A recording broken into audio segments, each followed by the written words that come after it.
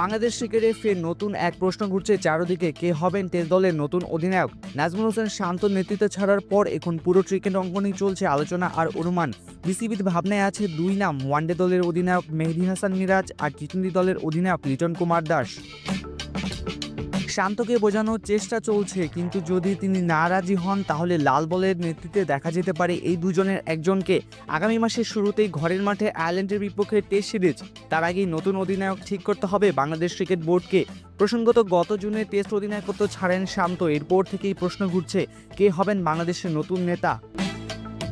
চট্টগ্রামে ওয়েস্ট ইন্ডিজের বিপক্ষে টি-20 সিরিজের আগের দিন সাংবাদিকরা প্রশ্ন করেছেন লিটনকে, তিনি কি টেস্ট অধিনায়ক হবেন। লিটনের জবাব ছিল শান্ত কিন্তু ইঙ্গিতপূর্ণ, এখনও কিছু জানি না, তবে যদি বিসিবি মনে করে আমি যোগ্য তাহলে অবশ্যই কথা বলবে, দেখা যাক কি হয়। আর যদি দায়িত্ব আসে, লিটন বলেন, টেস্ট ক্রিকেটে অধিনায়কত্ব অনেক বড় সম্মানের বিষয়, কেউ না করবে বলে মনে হয় না। 2023 সালে আফগানিস্তানের বিপক্ষে 546 রানের ঐতিহাসিক জয়ে ভারপ্রাপ্ত অধিনায়ক ছিলেন লিটন দাস। সেই ম্যাচের পর থেকে অনেকে বলছিলেন লিটনই হতে পারেন ভবিষ্যৎ টেস্ট অধিনায়ক।